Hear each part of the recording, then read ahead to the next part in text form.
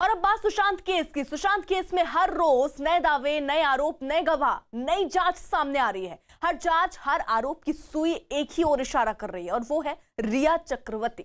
सुशांत का परिवार हो या सुशांत के दोस्त, ईडी की जांच हो या सीबीआई की जांच, हर किसी के निशाने पर पहला नाम रिया चक्रवर्ती का ही है। सवाल यह है कि क्या रिया सुशांत की मौत से जुड़े राज छिपा रही है? क्या रिया ऐसा कुछ जानती है जो सामने आने पर कई बड़े चेहरे बेनकाब कर सकता है? इन्हीं सवालों के जवाब तलाशने और सुशांत की मौत का सच पता लगाने के लिए सीबीआई अब रिया के घर तक पहुंच गई है। सूत्रों के हवाले से खबर है कि सीबीआई रिया को गिरफ्तार भी कर सकती है।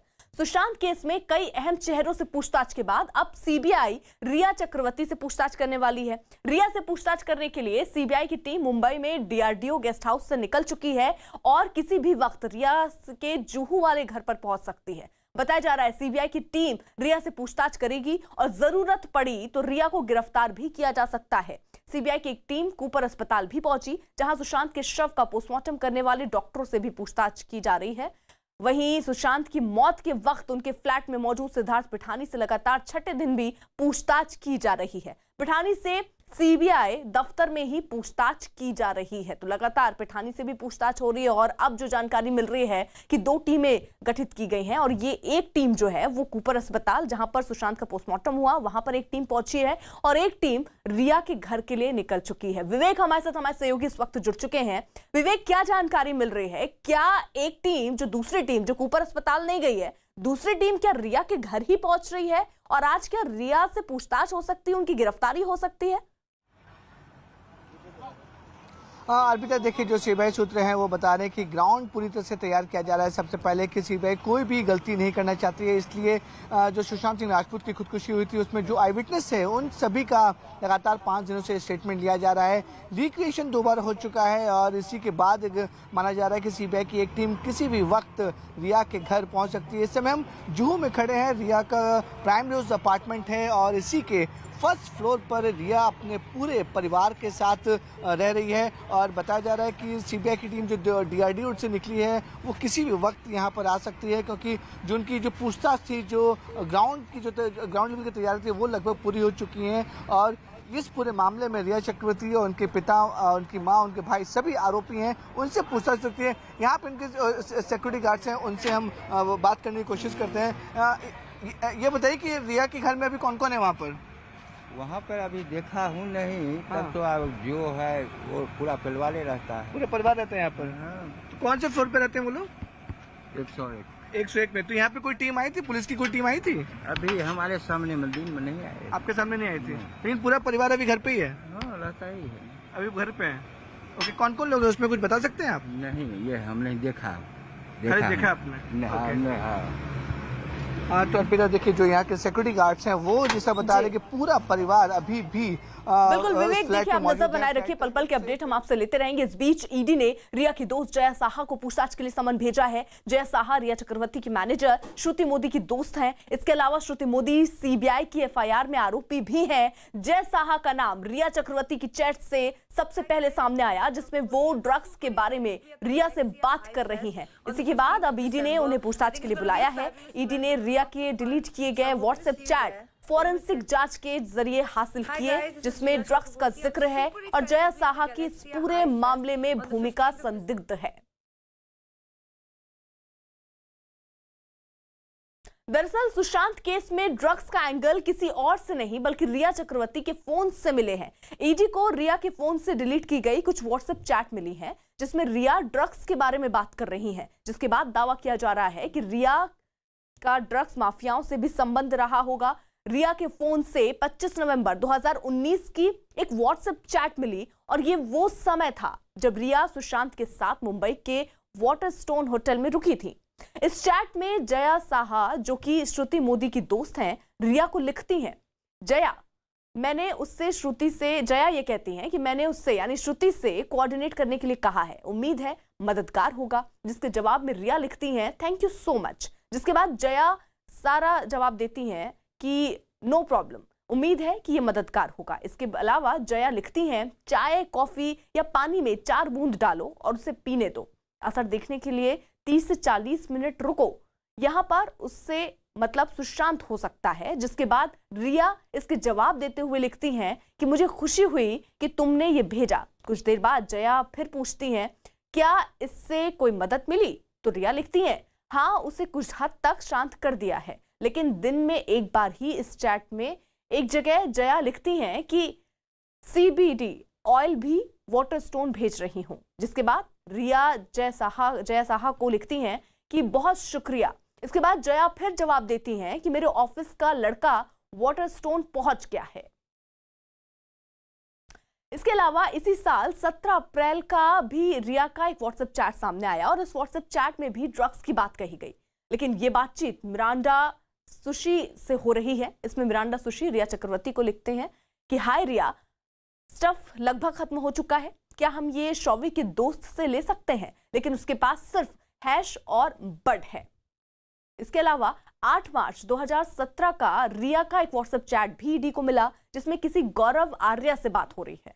इसमें रिया गौरव से पूछती हैं अगर हम हार्ड ड्रग्स की बात करें तो मैंने ज्यादा ड्रग्स का इस्तेमाल नहीं किया है। इसके बाद रिया फिर गौरव से पूछती हैं तुम्हारे पास MDMA है। आपको बता दें कि MDMA एक तरह का ड्रग्स होता है। सुशांत सिंह राजपूत केस की मुख्य आरोपी रिया चक्रवर्ती से जुड़ा एक राज बेनकाब हुआ है। सुशांत केस में मनी लॉन्ड्रिंग एंगल से जांच कर रही ईडी को रिया चक्रवर्ती के व्हाट्सएप से कुछ हैरान करने वाली जानकारियां भी मिली हैं। और इसी बीच हमारे साथ विवेक भी जुड़े हुए हैं जो पल पल की जानकारी दरअसल हम तक पहुंचा रहे हैं। विवेक, देखिए टीम को निकले काफी वक्त हो चुका है और अभी तक तो रिया के घर पहुंच जाना चाहिए, कोई जानकारी? अर्पिता, देखिए अभी तक इस बात की कोई आधिकारिक जानकारी नहीं मिल पा रही कि वो टीम कहाँ निकली है, लेकिन आपको बताना चाहेंगे कि DRDO जो एयरफोर्स का गेस्ट हाउस है वहाँ पर CBI की टीम रुकी हुई है और 6 दिन से टीम वहाँ पर रुकी हुई है और 2 टीमें वहाँ से निकली हैं। जो पहली टीम जो है वो मुंबई के कूपर अस्पताल पहुंची हुई है, जहाँ पर सुशांत सिंह राजपूत का पोस्टमार्टम हुआ था। वहाँ के डॉक्टर्स, जो वार्ड बॉय है और जितने भी लोगों ने उनकी बॉडी को ले जाकर अंदर पोस्टमार्टम रूम में रखा था, उन सब से स्टेटमेंट लिया जा रहा है। दूसरी टीम निकली है, वो काफ़ी ज़्यादा अहम है। वो टीम कहाँ गई है इसकी जानकारी अभी तक किसी को भी नहीं है और माना जा रहा है, ऐसा अनुमान लगाया जा रहा है कि जो दूसरी टीम निकली है वो रिया के घर पहुंच सकती है, क्योंकि पिछले 6 दिन से जो CBI है वो अपना ग्राउंड वर्क पूरा तैयार कर रही थी कि किस तरीके से जो आई विटनेसेस हैं उस पूरे मामले में उन्होंने क्या जवाब दिया है, उनकी क्या क्वेश्चनिंग क्या जवाब मिला है। साथ ही साथ उन्होंने 2 बार पूरे क्राइम सीन को रिक्रिएट किया है, यानी CBI कोई गलती नहीं करना चाहती है लीगल पॉइंट ऑफ व्यू कि उसे अगर रिया चक्रवर्ती को बुलाते हुए पूछताछ के लिए उसे हिरासत में भी लेते हैं तो उसे कानूनी रूप से जल्दी छोड़ा ना जा सके। यही वजह है कि CBI अपनी तरफ से पूरा होमवर्क कर रही है और बताया जा रहा है कि CBI का जो होमवर्क है लगभग पूरी तरह कंप्लीट हो चुका है, रिक्रिएशन हो चुका है।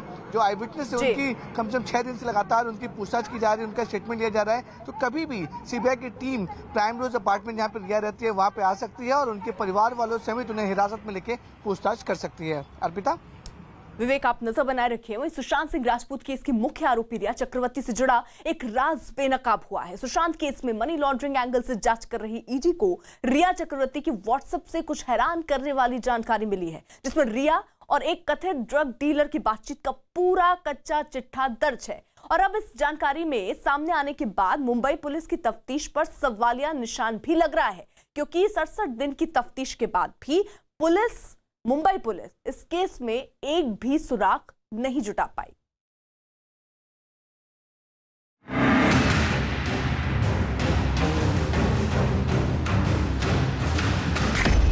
सवालों के घेरे में मुंबई पुलिस। सुशांत केस की जांच पर उठे सवाल। 67 दिन की जांच में कुछ नहीं मिला। मुंबई पुलिस की जांच पर सवालिया निशान। मुंबई पुलिस कमाल करती है। ये कमाल नहीं तो और क्या है, क्योंकि देश की सबसे तेज तर्रार कही जाने वाली मुंबई पुलिस को 14 जून से 19 अगस्त यानी 67 दिन तक सुशांत सिंह राजपूत केस में जांच करने के बाद भी एक भी सुराग नहीं मिला।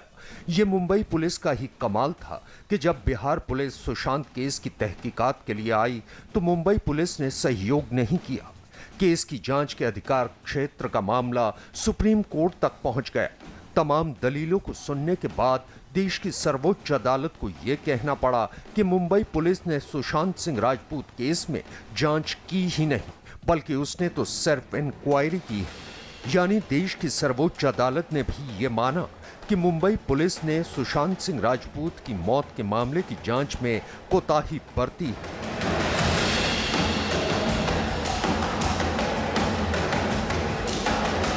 31 जुलाई को ईडी यानी प्रवर्तन निदेशालय ने सुशांत केस में मामला दर्ज कर इस केस की जांच मनी लॉन्ड्रिंग एंगल से शुरू की।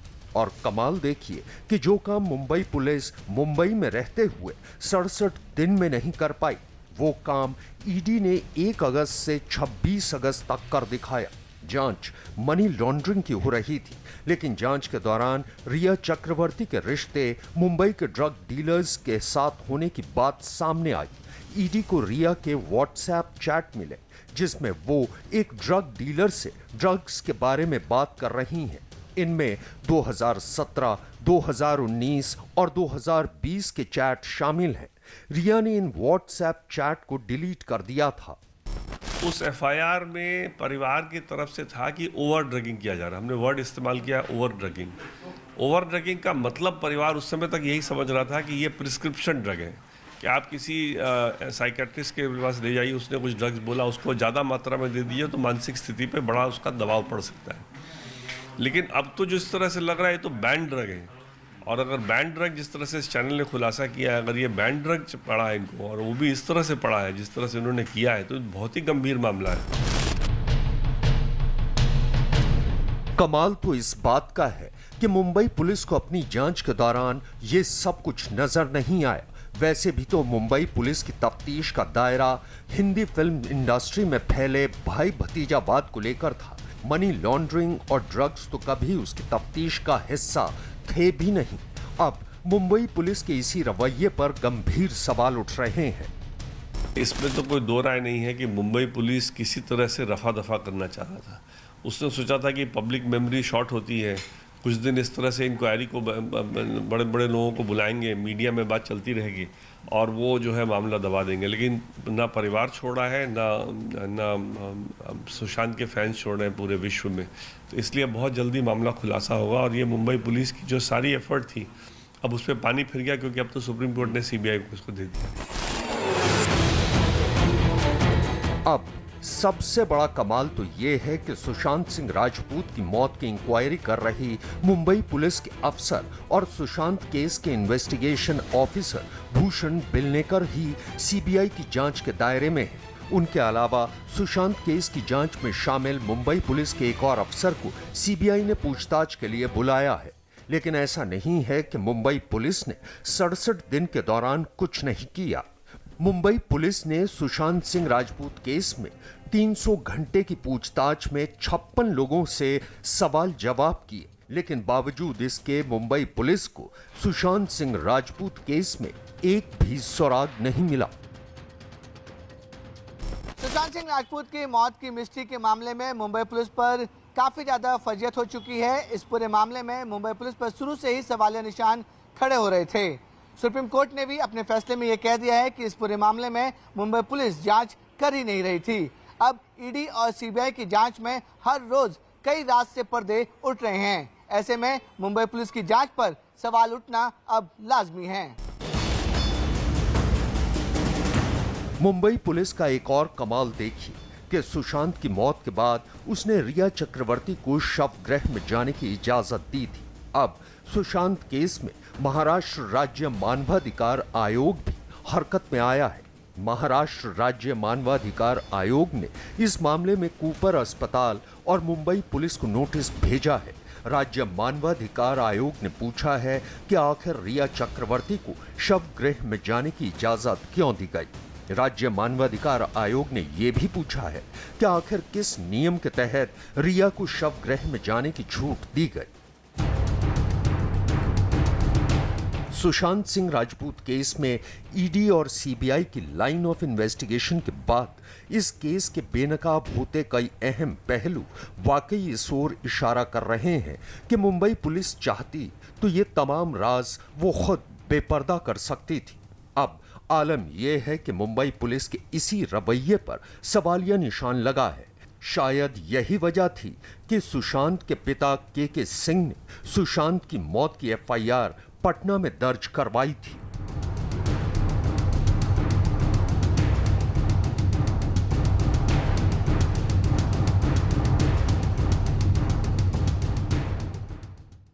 सुशांत केस में ड्रग्स कनेक्शन सामने आने के बाद इस पर राजनीति भी गर्मा गई है। बीजेपी नेता राम कदम ने महाराष्ट्र सरकार पर सवाल उठाए और सीएम उद्धव को चिट्ठी लिखकर ड्रग्स और फिल्म जगत से उसके जुड़ाव के मामले में जांच की मांग की। जबकि जेडीयू नेता संजय सिंह ने रिया को अपराधी बताते हुए महाराष्ट्र सरकार पर उसे बचाने का आरोप लगाया, जिसके बाद कांग्रेस प्रवक्ता राजू वाघमरे ने आरोपों पर सफाई देते हुए कहा कि विपक्ष सिर्फ सबूतों पर बात करे और आरोपों से सरकार को बदनाम न करे।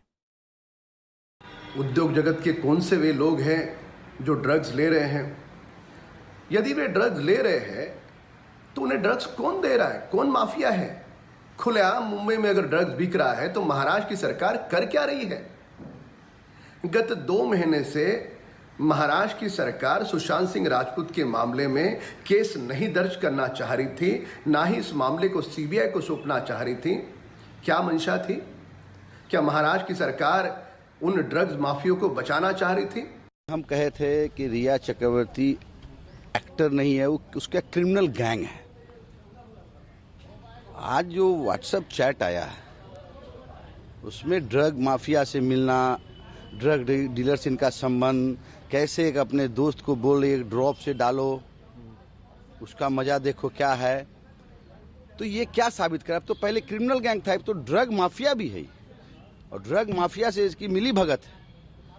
तो कहते हैं ना कि बकरे की अम्मा कब तक खैर मनाओगी। सीबीआई जांच कर रही है, दूध का दूध पानी का पानी हो जाएगा। राम कदम जी इतनी बात करते हैं कि फिल्म जगत में ड्रग्स का व्यापार हो रहा है और सरकार कुछ नहीं कर रही है।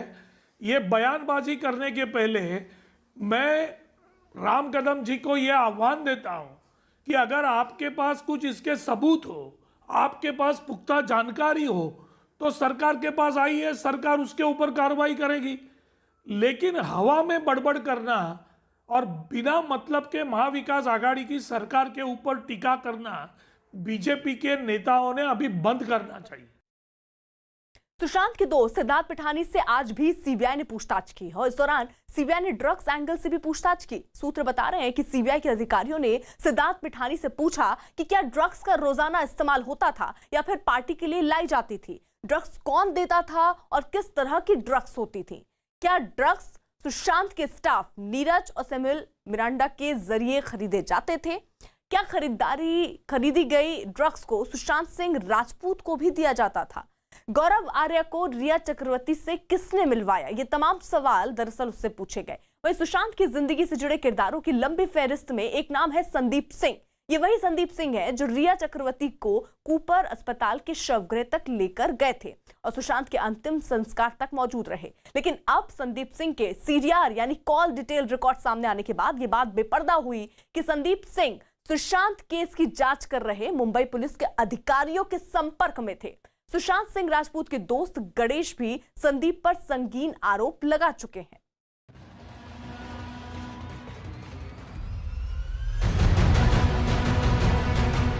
सुशांत सिंह राजपूत केस के एक अहम किरदार हैं संदीप सिंह, लेकिन संदीप को लेकर सुशांत के परिवार के वकील ही अब इस केस में संदीप के रोल पर सवालिया निशान लगा रहे हैं। सुशांत के पिता के वकील के मुताबिक संदीप और सुशांत 10 महीने से नहीं मिले थे और संदीप अचानक 14 जून को सुशांत के घर पहुंच गए। सुशांत के पिता के वकील विकास सिंह को उम्मीद है कि सीबीआई सुशांत केस से जुड़े तमाम किरदारों की जांच जल्द ही पूरा कर लेगी। देखिए, जितने भी सुशांत सिंह के साथ थे घर में या बाहर, क्योंकि जिस तरह से संदीप टपका है उस दिन मौत के दिन, जो कि खुद कह रहा है कि 10 महीने से सुशांत सिंह के टच में नहीं था, सडनली मौत के दिन पहुंच करके और सडनली सारा कंट्रोल उसने संभाल लिया और लग रहा था जैसे कि उसी के भाई का या उसी के परिवार में किसी का डेथ हुआ है। तो ये सब मामले बहुत ही सीरियस मामले हैं और ये सब मामले भी सीबीआई देखेगी और पता करेगी कि किसका इसमें क्या भूमिका रही है। लेकिन कुछ चीजें हैं जो संदीप पर सवाल खड़े कर रही हैं। संदीप सिंह के सीडीआर यानी कॉल डिटेल रिपोर्ट के मुताबिक संदीप सिंह लगातार सुशांत केस की जांच कर रहे मुंबई पुलिस के अधिकारियों के संपर्क में थे। संदीप सिंह के कॉल डिटेल रिकॉर्ड से ये राज बेपर्दा हुआ। कॉल डिटेल रिकॉर्ड के मुताबिक संदीप सिंह सुशांत केस के जांच अधिकारी भूषण बेलनेकर और वैभव जगताप के संपर्क में थे। संदीप सिंह ने 15 जून को भूषण बेलनेकर को फोन किया था। दोनों के बीच 2 बार बात हुई थी। इसके अलावा संदीप ने पुलिस अधिकारी वैभव जगताप से भी 3 बार बात की थी। न्यूज 18 के पास संदीप सिंह के कॉल डिटेल रिकॉर्ड की एक्सक्लूसिव तस्वीर है, जिनमें आप देख सकते हैं कि 413 नंबर पर वैभव जगताप का नाम लिखा है, जिनसे संदीप ने 3 बार बात की थी। वहीं भूषण बेलनेकर का नाम 521वें नंबर पर है, जिनसे संदीप ने 2 बार बात की थी। लेकिन सुशांत सिंह राजपूत के एक दोस्त संदीप सिंह को लेकर उन पर संगीन इल्जाम लगा चुके हैं। मेरे जो सोर्स है, जो संदीप सिंह के टीम में काम करते हैं, उसने मुझे बताया कि दिशा के केस में दिशा ने इन्फॉर्म किया था सुशांत को कि उसके साथ कुछ गलत होने वाला है। जब उसके बाद सुशांत को जब पता चला कि दिशा का मर्डर हो गया है, तो Sushant want to reveal the case in the front of the media. लेकिन फिर ये चीज़ संदीप सिंह को उसने बताई और संदीप सिंह ने उन लोगों को बताई, और फिर 13 तारीख को कुछ लोग गए सुशांत के घर पे। तो बस या तो 13 तारीख को रात को मर्डर हुआ है या तो फिर 14 को दिन में हुआ है, जिस तरह से बोल रहे हैं। न्यूज 18 इंडिया से बात करते हुए गणेश ने यह भी कहा था कि मुंबई पुलिस की आत्महत्या वाली थ्योरी झूठी है। गणेश ने दावा किया था कि सुशांत को जानने वाले लोग इस बात से भी वाकिफ हैं कि सुशांत कभी भी खुदकुशी नहीं कर सकते थे, लिहाजा उन्हें मुंबई पुलिस की थ्योरी में झूठ का अक्स दिखाई दे रहा है। कैसे कह सकते हैं आप? वो हत्या ही है। पुलिस ये दावा कर रही है आत्महत्या किया है। आत्महत्या वाली थ्योरी तो बिल्कुल ही फेक है। इसके पीछे जो उनका जो स्क्रिप्ट राइटर होगा वो इलॉजिकल है बहुत। सिगरेट का फिल्म वाला होगा वो शायद, तो वो तो बहुत ही, क्योंकि वो कर ही नहीं सकता आत्महत्या। तो हमें भी पता है, और कितने सारे टेक्निकल जो इन्वेस्टिगेशन है वो भी प्रूफ कर चुके हैं कि आत्महत्या नहीं हो सकती। न्यूज 18 इंडिया से बात करते हुए गणेश ने यह भी कहा था कि जब से उन्होंने सुशांत की हत्या वाली बात कही है, उन्हें जान से मारने की कोशिश की जा रही है, और जब उन्होंने इस बारे में मुंबई पुलिस को इत्तला दी थी तो उसने भी उनकी मदद नहीं की थी। जिस टाइम मैंने टेस्टिमोनी दिया था चैनल पे, उसके बाद उसी रात को 1:30 से 2 के बीच में 5 से 6 लोग नकाबपोश मेरे घर के सामने आए। मेरा घर का दरवाज़ा लोहे का है, इस वजह से मैं बच गया। मैंने 100 नंबर पे 5 मिनट के अंदर 100 नंबर पे कॉल किया। पहला फ़ोन उन्होंने काटा। सेकंड टाइम मैंने उनको डिटेल बताया कि मैं सुशांत सिंह राजपूत के केस में मैंने इंटरव्यू दिया है, टेस्टिमोनी दिया है, तो ऐसे ये लोग आए हैं इसी वजह से, क्योंकि मेरी और किसी के साथ कोई दुश्मनी नहीं। गणेश के मुताबिक उन्हें सुशांत के कत्ल से जुड़ी ये जानकारी सुशांत की मौत के करीब 1.5 महीने बाद मिली, और उनका कहना है कि उनके पास सुशांत के मर्डर में शामिल लोगों की जो भी जानकारी है वो उसे सीबीआई के साथ जरूर साझा करेंगे। 2 महीने बीत जाने के बाद भी सुशांत सिंह राजपूत की मौत की पहेली एक पहेली ही बनी हुई है। फिलहाल ईडी और सीबीआई इस केस की जांच कर रही है, और इस केस में ड्रग्स के एंगल सामने आने के बाद जल्द ही इस केस की जांच में एनसीबी यानी नारकोटिक्स कंट्रोल ब्यूरो भी शामिल हो जाएगी। ऐसे में उम्मीद यही जताई जा रही है कि सुशांत सिंह राजपूत की मौत की मिस्ट्री जल्द ही जमाने के सामने आ जाएगी। सुशांत सिंह राजपूत की मौत के मामले में अब संदीप सिंह भी सीबीआई के रडार पर हैं। संदीप सिंह खुद को सुशांत का अच्छा दोस्त बताते हैं, लेकिन संदीप की कॉल डिटेल्स बताती है कि पिछले 1 साल से संदीप सिंह और सुशांत सिंह के बीच कोई बातचीत नहीं हुई थी। जानकारी ये भी मिल रही है कि सुशांत सिंह की मौत से पहले संदीप दुबई में थे और अचानक मुंबई पहुंचे। इसके अलावा कॉल डिटेल्स में खास बात यह कि सुशांत का शव ले जाने वाले एम्बुलेंस के ड्राइवर को संदीप सिंह ने सुशांत की मौत वाले दिन यानी 14 जून को कॉल की। इसके बाद 16 जून को भी एम्बुलेंस के ड्राइवर को संदीप ने फोन किया था। इस बीच सुशांत सिंह का शव ले जाने वाले एम्बुलेंस के ड्राइवर अक्षय और विशाल का दावा है कि सुशांत का शव अस्पताल ले जाने के बाद उस दिन पेमेंट नहीं की गई थी और इसी एम्बुलेंस के ड्राइवर को संदीप ने फोन किया था। एम्बुलेंस के ड्राइवर के मुताबिक उन्होंने ही 18 जून को व्हाट्सएप से बिल भेजा था, जिसके बाद किसी व्यक्ति ने आकर पैसे दिए। ऊपर अस्पताल तक ले जाने वाले एम्बुलेंस के मालिक अक्षय और उनके भाई, हम इनसे बात करते हैं कि अक्षय उस दिन क्या हुआ था और कितने बजे की बात थी और उसके बाद आप लोग कितने बजे डेड बॉडी लेकर के ऊपर अस्पताल पहुंचे और किसका फोन आया था? सर मुझे 2-2:30 के करीब मुझे बैंड्रा पुलिस स्टेशन अपने जो है मुंबई पुलिस उन्होंने मुझे फ़ोन किए थे। मुझे फ़ोन किए मेरे को बोले आप गाड़ी लेके आओ, एक हैंगिंग का बॉडी है, आप लेने के लिए आ जाओ। तो मैंने उससे पहले मेरा पहला गाड़ी भेज दिया था, तो इधर मेरा पहला गाड़ी पहुंचा। कितने में उस दिन गाड़ी की बुकिंग हुई थी और कौन कौन से लोग गाड़ी में उस समय एम्बुलेंस में बैठे हुए थे जिनको आइडेंटिफाई कर पाए? सर देखिए, उस दिन तो मैं नहीं था, मेरे छोटे भाई और मेरे 2-3 एम्प्लॉय थे। लेकिन ज़्यादातर मैटर जैसे होते हैं कि अभी जैसे कोरोना चल रहा है तो उसमें गाड़ी में बॉडी रख के हमारे चारों लोग 2 बाइक पे और 2 एम्बुलेंस में से अलग अलग तरीके से वहाँ पे पहुँचे, शव निकाला और हॉस्पिटल के स्वाधीन किया गया। बस इतना ही। बुकिंग कितने की गई थी वहां तक पहुंचाने को लेकर के? क्योंकि बहुत सारे उसमें इफ एंड बेड सब शुरू हो गए हैं, बहुत सारी अलग अलग थियरी शुरू हो गई हैं उसमें। क्योंकि आप लोग उस समय थे तो बहुत सारी चीज़ें ऐसी हैं जो लोग जानना चाहते हैं कि उसके पीछे जो थियरी चल रही है उसमें कितनी सच्चाई है और हकीकत क्या है। सर 8,000 रुपये में डन हुआ था ये कॉल, और जब हम वहाँ पे लेके पहुँचे तो पुलिस वालों ने हम लोगों को बोला कि ये पर्सन्स है, इन लोगों से पेमेंट लेना है आपको। जैसे कि जिसका कोई होता नहीं है, लावारिस होता है, तो मोस्टली हम लोग फ्री करते हैं, सेवा करते हैं, और जिनका वारिस होता है उन लोगों से हम लोग पेमेंट लेते हैं।